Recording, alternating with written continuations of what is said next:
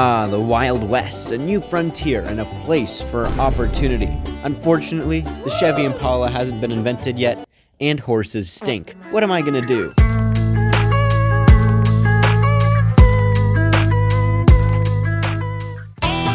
aboard, the next stop is...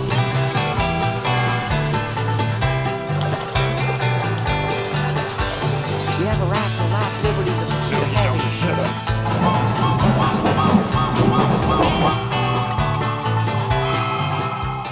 St. Denis, of course, is a very unique city with a very rich history, and with such a great city, of course, comes a great transportation network. So let's check out who's behind that. Now, St. Denis was within the Confederate States, and of course, the Confederate States lost the Civil War, and St. Denis took a good amount of damage.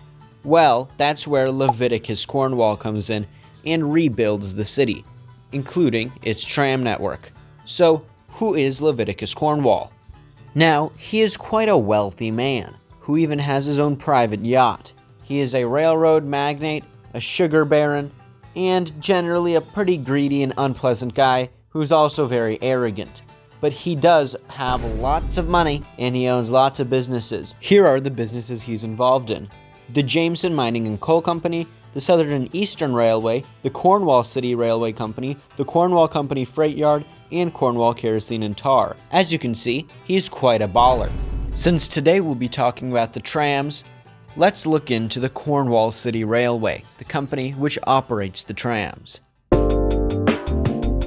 Despite this company being more of a background trinket in Red Dead Redemption 2, it still has a good amount of lore and history, which is pretty rich. Okay, there isn't really lore and history, but there is just some cool drama. The organizer of the company, of course, is the one and only Leviticus Cornwall.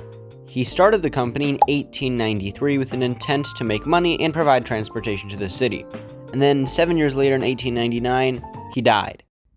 And then it was taken over by the Pacific Union Railroad Company, which is very similar to the Union Pacific in real life. The one individual employed by this company is a well-dressed man named Angus Elliston, a clerk who also does some other somewhat conspicuous things to make money. Although I disavow that kind of dishonest work. But if you do want to support my honest work for the channel, make sure to like, subscribe, comment, and join the Discord server below. Has a lot of people just like you. Thank you very much. Now that we've gone over the basics and the operator, how about we take a look at the system map? Now, on a side note, just look at how great this urban planning is. This is a classic example of American urban planning prior to cars, where everything is walkable, close together, and relatively dense, and it justifies this pretty well-made tram system that the game has. Starting off, you have the blue loop with 8 stations, and then you have the smaller line, the red loop, with 4 stops. Now, the blue loop is pretty useful, connecting you to areas along the waterfront, the market, the courthouse, the Supreme Court, all sorts of areas. And then it connects you to the more rear areas via a red loop connection at Harris Square. Personally, one thing I would have liked is if Harris Square was labeled as the first stop on both, not just the red one. One extra thing to note is the tram's connection to the Victory Street station, which allows for intercity rail travel. And if you are going into St. Denis, you can just get off your train and then take the tram to anywhere in the city. A very, very nice concept, and a great execution of this early concept, which is now very common in cities today. Here we're starting off at the Victory Street station. Up ahead is Frontier Street, which is part of the warehouse district. The interior of the tram has wooden benches lined up in a row, very typical for most old trams. Over here you have a roundabout, a rail roundabout, which is pretty cool, and a statue, and some smokestacks in the background. Going up here, you actually have a pretty sharp incline that could be very difficult for some old trams to execute. This is the Central Avenue, and look at that, it has a green tramway, a concept that is absolutely loved by urbanists in modern cities today. Trams back then used stop markers like this one to indicate the stops, and of course, station structures and infrastructure wasn't really a huge thing back then for urban tramway systems, so you just kind of got on and got off wherever it stopped.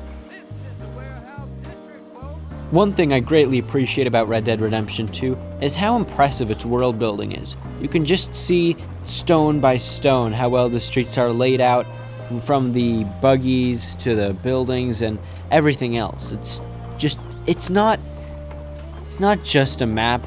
It really does capture the feeling of the 1800s. Same with how well they made Liberty City in Grand Theft Auto 4. Another thing I'd like to point out is how they actually put a lot of detail into the transit system. You can see that the wires and poles are replicated quite well. This is the Mansion District. Mansion District here. They have the bells, which really make the tram a tram, and the station announcements. And I really do like the amount of detail that was put in compared to other Rockstar games, and I think the reason why so much detail was put into the trolley here is also because of just how much character a trolley adds to an old city. Without a trolley, an old city doesn't really feel like an old city. You need an old tramway network there, which also really symbolizes the historicity of transit networks.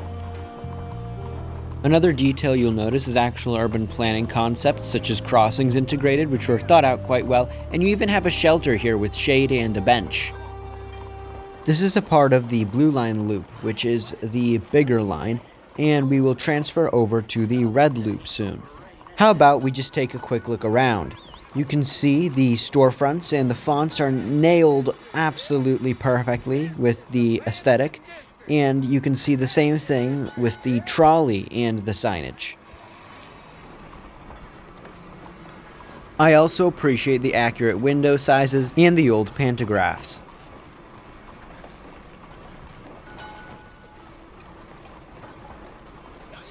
You can see the pretty accurate swiveling, and they also incorporated the earliest forms of fare evasion. Now how about we check out the smaller red loop? So the red loop is considerably smaller, and the route is a lot more boring because it's just a straight road and then a turn to a straight road and a turn to a straight road. It's basically a square. But we're checking it out in Winter Wonderland just so you can get a better look at St. Denis in the winter.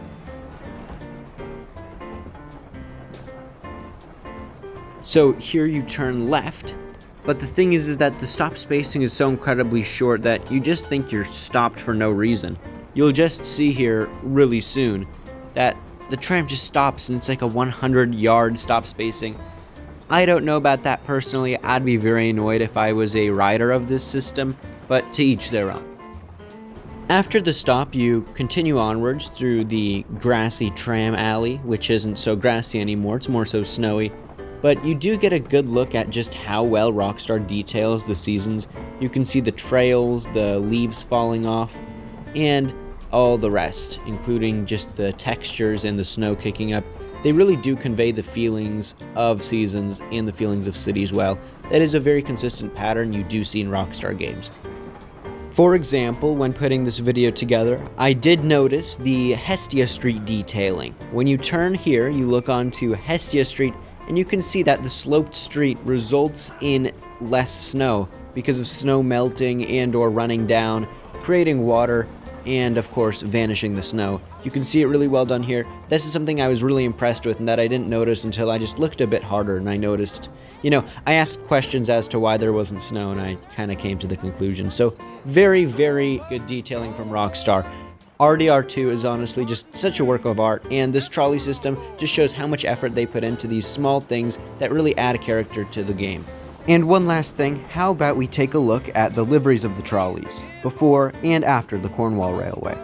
You can see that the tram has a very, very dark blue base under the Cornwall City Railway, and it lets you know that it is operated by the Cornwall City Railway. I mean, just look at that massive text on the side, red box with yellow outline. Overall, it has a pretty nice livery with some good detailing on the front and sides. The retro look was really nailed by the devs here, and overall, the colors just aren't bad either. It's solid.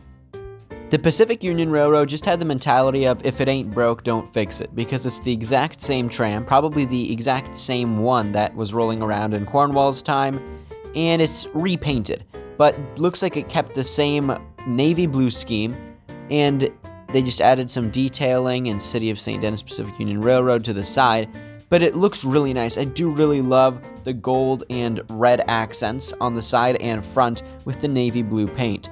It looks fabulous. As usual, I read all your comments, and a big thanks to our Discord server boosters, Navia, Mold, and Carl. I'll catch you in the next one. I'm the Transit Diaries, and as always, stay tuned for more.